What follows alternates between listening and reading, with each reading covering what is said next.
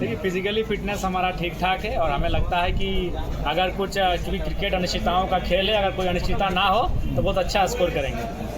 Batting कीजिएगा या bowling कीजिएगा? ऐसे अगर हल्का सा जर का माइंड नहीं होगा तो बॉलिंग भी कर लेंगे। बाकी जयराम जी, सरायकेला की एक अदालत ने फैसला किया है कि बीडीओ कार्यालय का सामान बेच के मजदूरों का पेमेंट हो मनरेगा का मुद्दा आज भी उठा सदन में।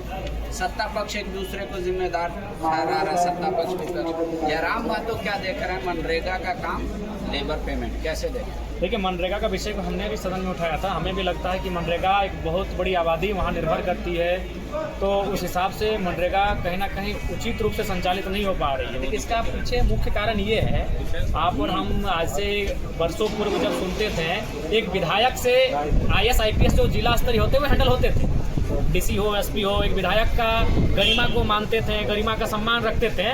लेकिन आज ये कड़वी सच्चाई है, तमाम जो है हमें लगता है प्रखंड स्तर के जो पदाधिकारी हैं वो CMO से संचालन होते हैं, जिस कारण वो तवज्जो नहीं देते हैं, जिस कारण आज ये करप्शन फल फूल रहा है। अगर फिर यथा व्यवस्था थी, आप माननीय चुन के आते हैं, माननीयों का गरिमा है, अगर आप उस गरिमा को CMO से हैंडल करेंगे, उन पदाधिकारियों को अगर CMO से गाइडलाइन देंगे, तो हमें लगता है किसी प्रकार के करप्शन का उपज होगा।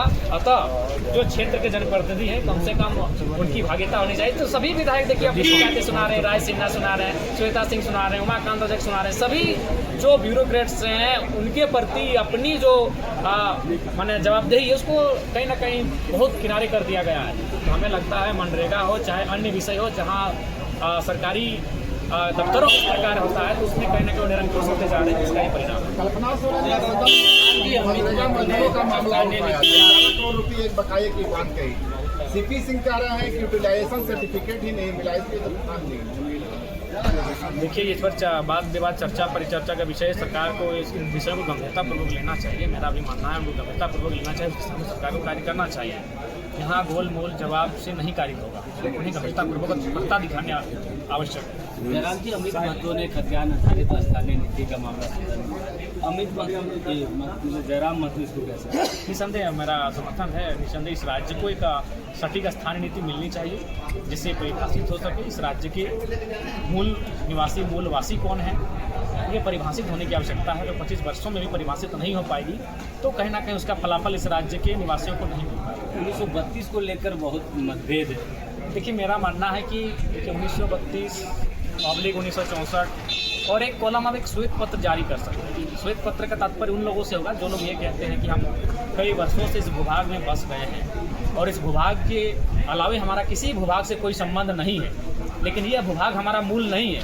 तो उनकी परिस्थितियों के लिए चूँकि वहाँ चाहेंगे कि अगर कानूनी दृष्टिकोण से देखेंगे या तो फिर आप आसाम का उदाहरण लेंगे तो इस प्रकार की प्रक्रियाएँ बहुत देर से होती हैं। लेकिन अगर मानवता की बात करेंगे तो अगर कोई ऐसा दावा कर रहे हैं तो वहाँ एक श्वेत पत्र जैसा फॉर्मेट बने और उसके आधार पर वो उस श्वेत पत्र के माध्यम से कहें कि हमारा इस राज्य के भूभाग के अलावा बाकी जो भूभाग है उनसे नाता टूट चुका है, तो उस पर एक ऑप्शन आप रख सकते हैं। बाकी 1932 और जो खतियान आधारित स्थानीय नीति है उसको पुरजोर तरीके से लागू करने की नई बात नई बात इसलिए कह रहे हैं, नहीं हमने कहा था नई बात, हमने भी कहा था उस समय भी हमने श्वेत पत्र का जिक्र हमें लगता है 4-5 इंटरव्यू में हमने कहा था। जी इसका जिक्र हम 4-5 इंटरव्यू में श्वेत पत्र का हमने कहा था कि अगर कुछ लोग ऐसे हैं जो इस अब टूट चुके हैं, उनका नाता टूट चुका है, कई वर्षों से नहीं कई दशकों से यहाँ अगर रहते हैं तो उसके लिए एक श्वेत पत्र का प्रावधान सामने आया।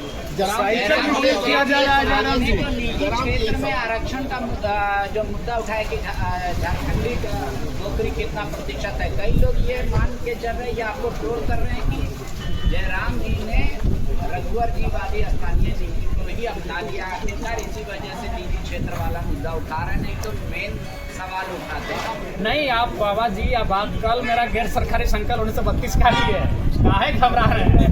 रघुवरदास जी को काहे छत्तीसगढ़ के महोदय का हम फॉलो करेंगे? ये झारखंडी कट्टर झारखंडी है। कल मेरा गैर सरकारी संकल्प 1932 का खतियान ही है, उस पर जोरदार बहस हो। आज छोड़ दिया सड़क पे आवाज उठाते थे, सड़क पे युवाओं की आवाज उठाते थे। एक महीने करीबन 1 महीने का एक विधानसभा पत्र में देखिए विधानसभा का जो सत्र होता है वो कहीं ना कहीं आशा के रूप में होता है। लोग बड़ी आशा रखते हैं कि वहाँ हमारा जब मुद्दा जाए तो कम से कम उसका निष्कर्ष सामने आए। और अगर यहाँ हमारा मुद्दा आने के बाद भी अगर निष्कर्ष नहीं हो पाता है तो सदन की सार्थकता, सदन की गरिमा का कोई औचित्य नहीं रहा। तो क्या सड़क पे आवाज उठाने वाला वो जयराम बातो आज सदन में आकर आज निराश नहीं, अभी कैसे कर सकते हैं? मैंने शून्यकाल में सवाल उठाया, शून्यकाल का उत्तर आएगा। मैंने क्वेश्चन किया, उस क्वेश्चन का उत्तर मिला है, उस पर कार्रवाई होने की बात कही है मंत्री ने। तो मैंने जिन विषयों को सदन पे रखा है उस पर सरकार का एक जवाब वहाँ मिला है। उस जवाब के लिए मान के चलिए एक समय अवधि होती है 15 दिन, 45 दिन, 60 दिन, 90 दिन। उसके बाद अगर नहीं होगी तो निसंदेह हम आके मीडिया में आके कहने समय कोई परहेज नहीं होगा कि सदन की सार्थकता कोई नहीं हो रही। ठीक है, अभी हम देख लें।